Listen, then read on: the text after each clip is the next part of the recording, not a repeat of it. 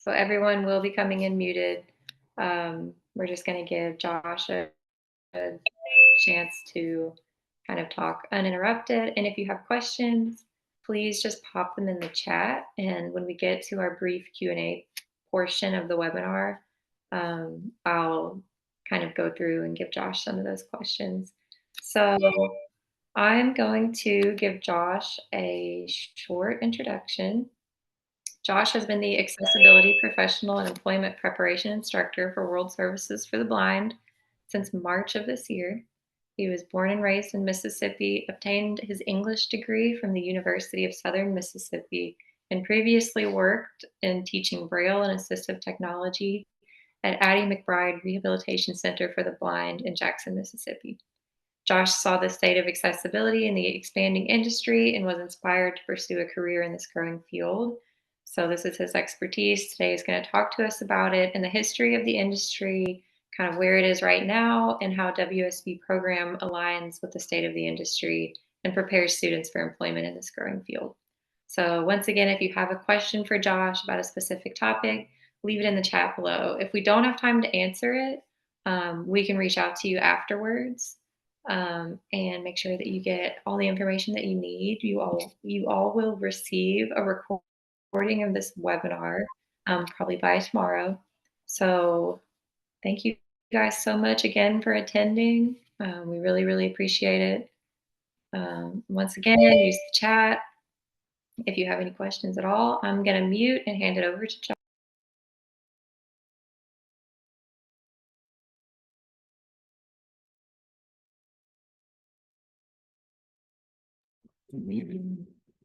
All right. Can everybody hear me okay? Give a thumbs up. And I'll go ahead and jump into it. So thanks, Amelia, for the introduction. Thank you, everybody, for joining today. Nice to be speaking to you all. I hope some of y'all are interested to learn about accessibility, of course. So let's kind of jump into where she was talking about, right? So the history of accessibility. What even is it? So accessibility is actually relatively new. Before, kind of the historical status quo for how people with disabilities were treated or given access to society was very lacking, right? People with disabilities lacked a lot of basic rights. They could be refused service in public. You could be kicked out of school because of disabilities. You could be forced into an institution. There was sterilization programs. I mean, it was a bad time.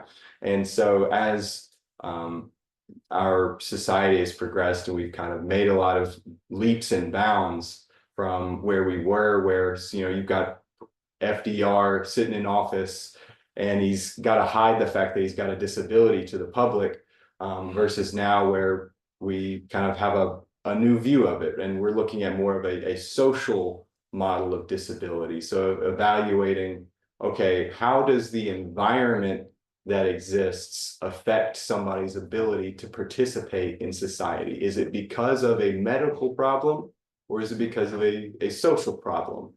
And of course, there's maybe a blend there, but what this kind of started was discussions around creating accessible spaces and services for people with disabilities, right? So the very first, and to give you an idea of how recent this stuff is, the very first time the word accessibility was used in any kind of official regulation or guideline would have been in 1961 with the Accessible and Usable Building Specifications, which were published by the American National Standards Institute,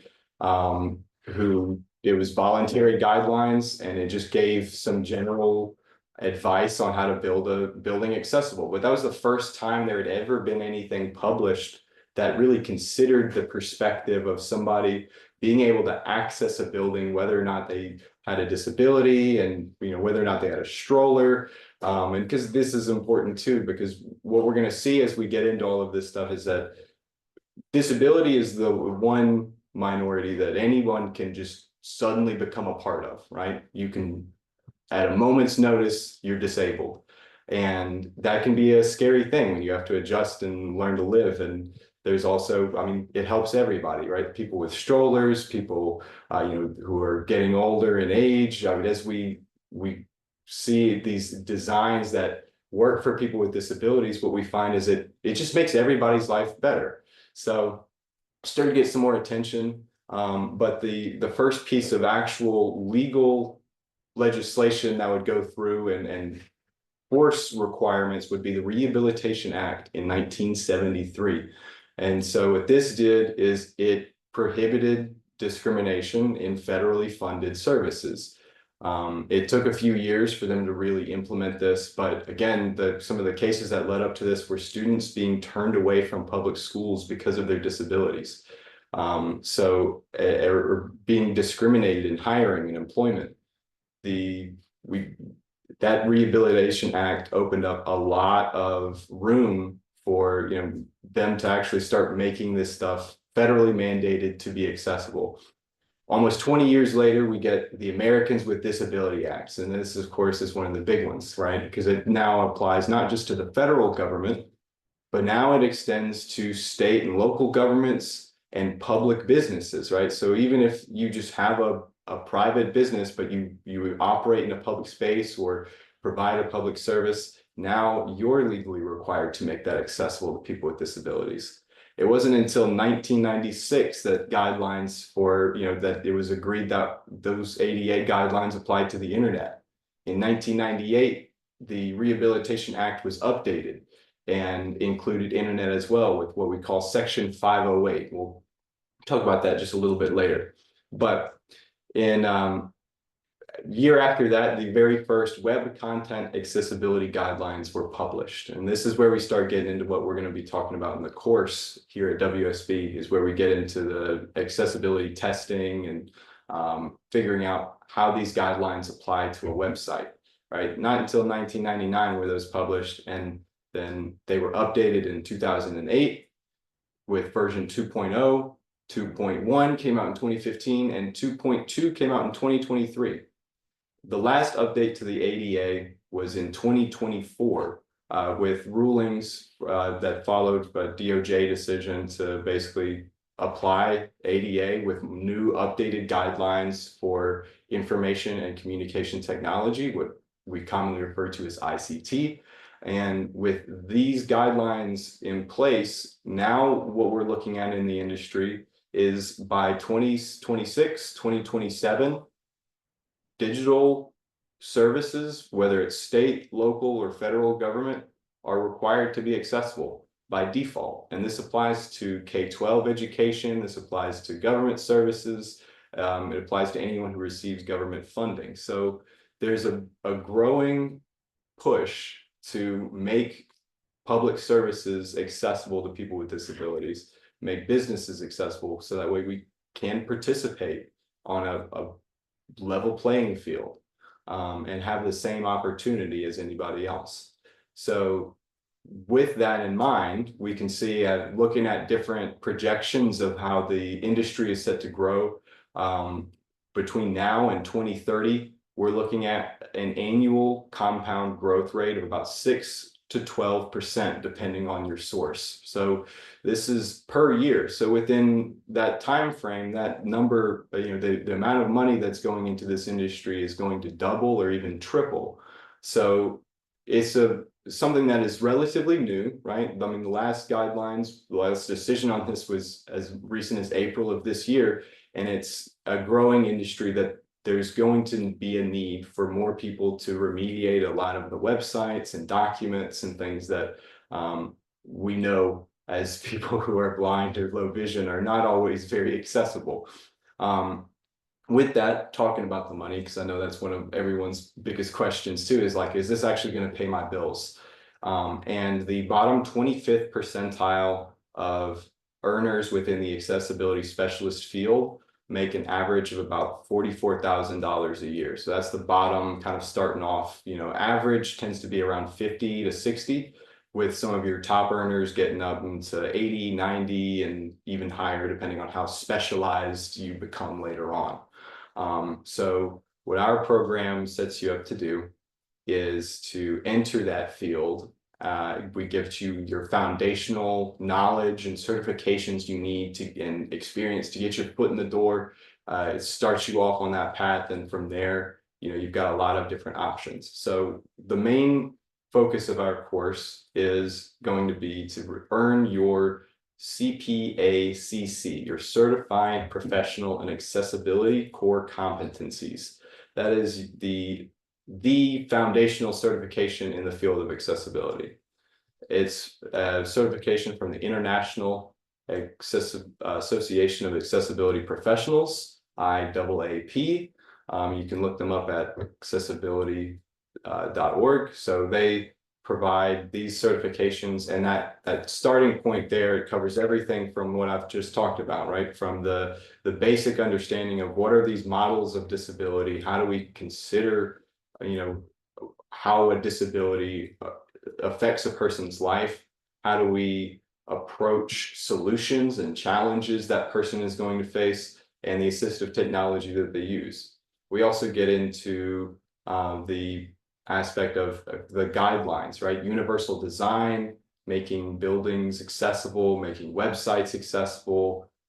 We focus for this program on the digital side of accessibility because that tends to be the easiest point to jump off onto, especially for somebody who is blind or visually impaired, right? So that is kind of the focus of our program, is on the digital side, but this is a certification that gives you knowledge of a wide variety of topics. And then you also learn a little bit about the laws and regulations. So that's the CPAC certification, the CPACC.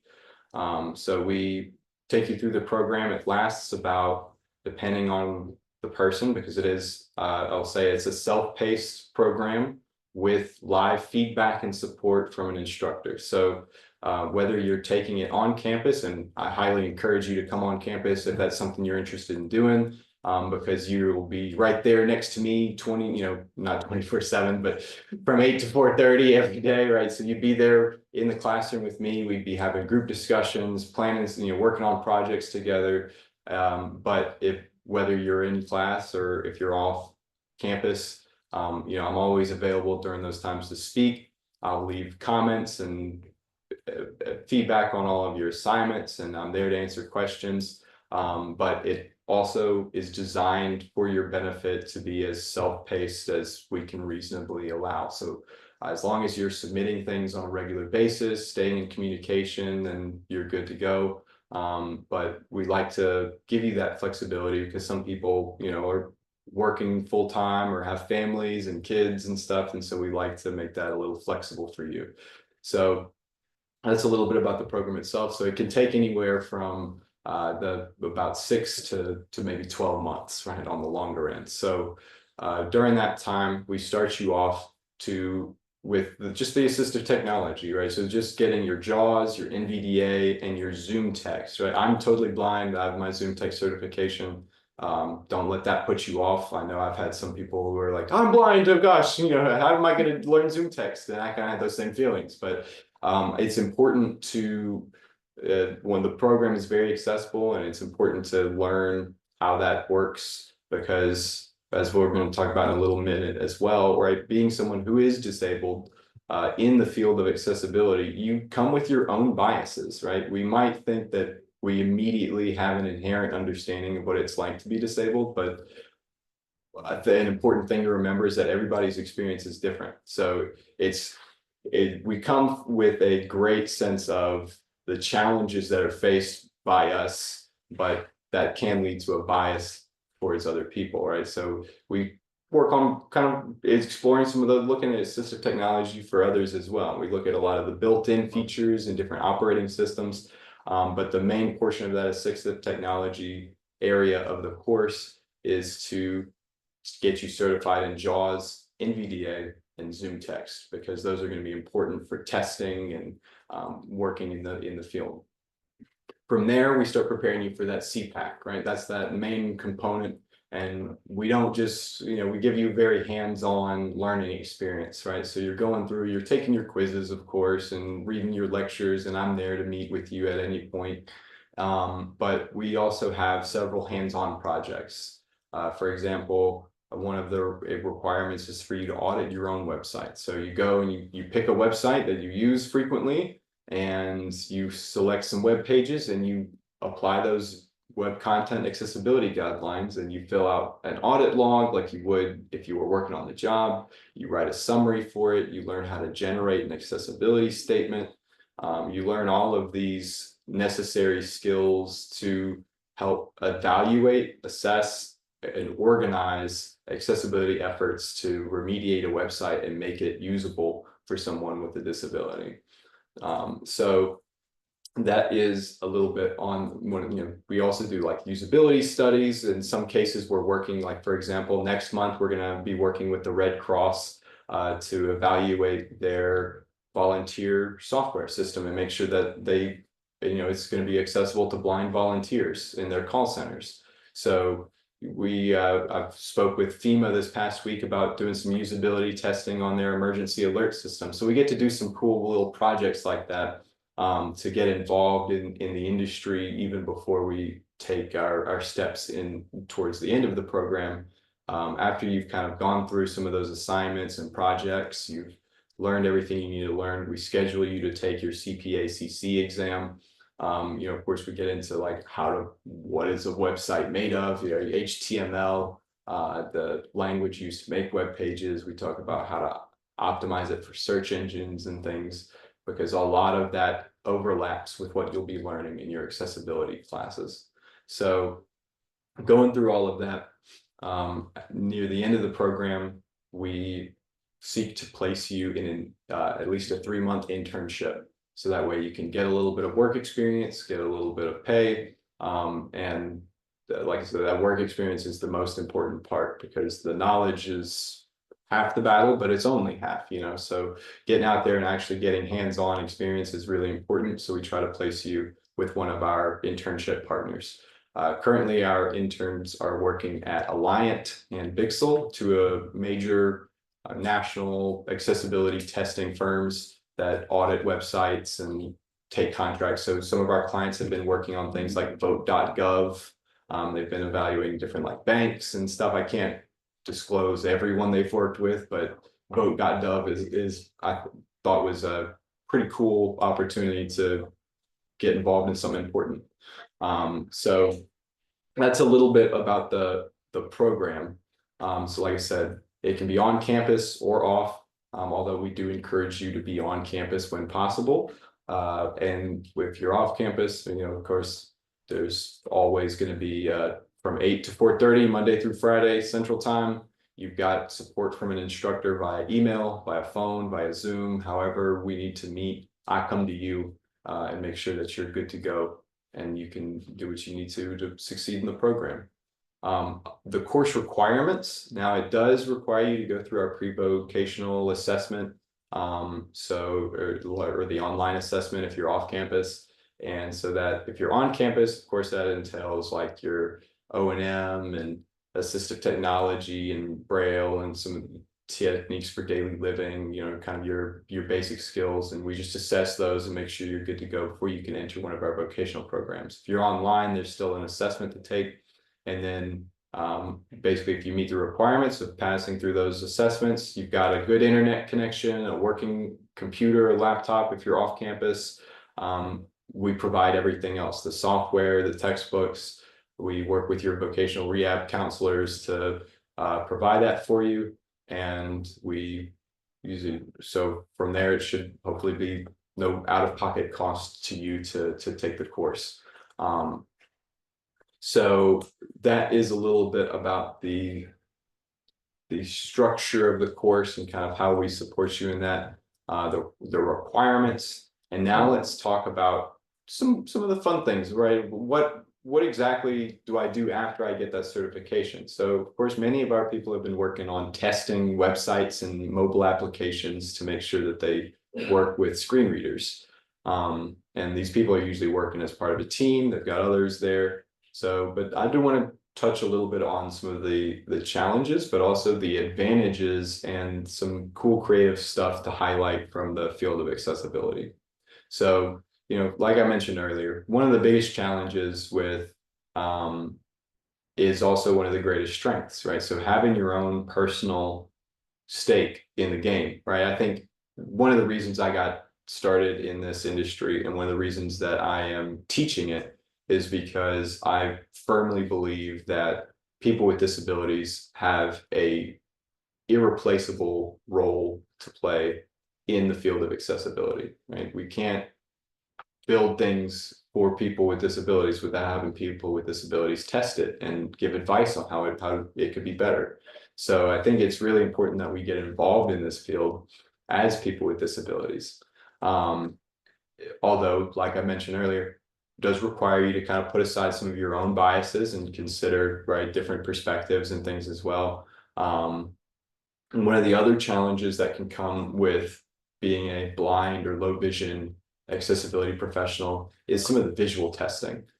So, of course, some of these guidelines refer to color contrast and making sure that there's like captions on a video and things like that. And there's a couple of solutions to this, some of which we provide here as part of our training, right? So that is one promise, is that our training is designed to be 100% accessible, whether you're totally blind or not. We go through and teach you everything you need to know. So that way, even if you aren't personally testing for color contrast, you know the guidelines to be able to inform a website owner or another member of your team kind of how to test for that. Now, some industry or some companies are doing too is some of them are partnered with Aira, if you're not familiar. They provide visual interpretation services. So they contracted with several different companies to provide the visual interpretation services to their blind accessibility testers. So you do have some people out there using Aira to help them test for things like video captions and make sure that a picture matches the alt text and stuff like that. So those are some of the challenges. And like I said, they come with solutions, right? Whether it's Aira or other people on your team, or just communicating to that person like, hey, I didn't test for the color contrast, but here are the guidelines. You should definitely test this yourself and make sure it's compliant.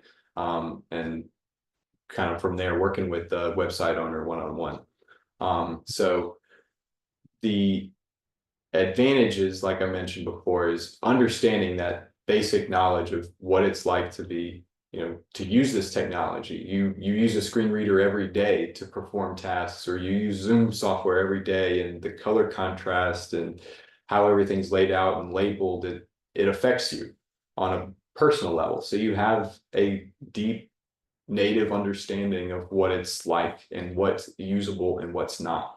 I think that gives us a great advantage in the field. Some of the kind of creative projects, right? So I mentioned accessibility testing is kind of the main draw for this program and kind of what got us started. But there's a lot to go from there. The certification that you get, the CPACC, as I mentioned before, it's a foundational certification, so it can lead to other ones, right? It's a prerequisite for the IAAPs, again, the International Association for Accessibility Professionals. It's the keystone to their other certs. So they've got one in web accessibility specialist, they've got a document accessibility specialist, and they've got a built environment specialist for like physical buildings and locations. So there's a lot of room to explore within that field with, just with those certifications. But even outside of that, I mean, people with accessibility are doing all kinds of things, right? It's not all website testing, right? So some fun examples, of course, would be talking about video games. Of course, that's something that's pretty popular, is how the accessibility that's been put into video games. You've now got mainstream racing and exploration and fighting games that are made to be completely accessible to people who are blind. You've got in the cosmetics and beauty industry, there's a woman right now who is pushing and advocating very strongly for increased like accessibility in their packaging, braille labels or tactile things, electronic guides to explain the makeup and stuff. So you've got tactile ways and electronic ways of seeing what kind of beauty products you have. I saw in the news this week, Zoo Atlanta, they're doing a project where they're evaluating the accessibility of their zoos. All of their zoos and aquariums in the Atlanta area, they're having people with disabilities come out and test the parks, give them feedback and research data as they're trying to design more ways to make it accessible. And I know, I mean, even here in Little Rock, we have an event every quarter of the year at the local art museum. They call it Art Together, and they put together like tactile art boards and have interpreters kind of walk with you through the museum and everything and make it as accessible as possible. So there's a lot of room for creativity. We've got some people coming into the program who are interested in that marketing and product design. We've got some people who want to go into the building of websites and programs. We've got some people who want to go into the testing. We've got some people who want to go into education, working with people on at a university to help them make or in a school. Like you've got paraprofessionals in the public education system who work to support students with disabilities and make things accessible to them. So there's a lot of room for career growth and exploration with this certification, which is one of the things that I think makes it so interesting. So that's about it for me, though. I'll wrap it up here and we can open it up to any questions y'all got. I'll go ahead and just tell you one that's in the chat right now, Josh. Dave Ballman is asking, does the ADA provide enforcement for accessibility mandates? Yes, and that's a very important thing, right? Because I mentioned those first guidelines we got were non-enforceable, right? They were voluntary. Whereas the ADA and the Rehabilitation Act come with legal requirements to make this stuff accessible. You may have heard in the news the number of ADA lawsuits that have been rising, right? From 2015, like in 2020 alone, there were over 3,000 ADA lawsuits. And that's where some of this stuff comes from. Some of the work is to remediate a website after it's been flagged. I actually have a buddy who works at a university as part of their website team, and they got audited by the state. The state looked at their website and said, it's not accessible to screen readers. You're gonna have to fix that if you want to continue to receive funding. So it is something that is enforceable, and I think is very important that it is. Awesome, thank you, Josh.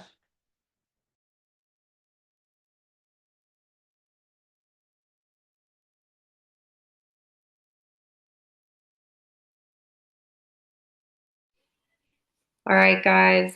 Thank you so much for coming today. If you had a question that looks like we have another one. Real quick, before we wrap up, Debbie wants to know, which learning management platform do you use? Good question. We run all of our course through Canvas. And when we get you set up on Canvas, so we use Outlook and OneDrive for your email and like file management and stuff. You get your account through WSD. So that also gives you access to Microsoft Word and Excel and all the programs you'll need. And the learning management system is on all the assignments are on Canvas. Alrighty, so if you had a question and you didn't get a chance to put it in the chat, please feel free to email. You can reach out to me or you can reach right out to Josh. I'll be sending a follow-up email with a recording of this, and feel free to reach back out. Thank you guys, and thank you, Josh. You can really tell that Josh has a passion for this, and all the students I've talked to have enjoyed the program. So thank you guys so much for coming. Once again, expect to hear from me soon in the future, and have a good rest of your day. Thank you so much.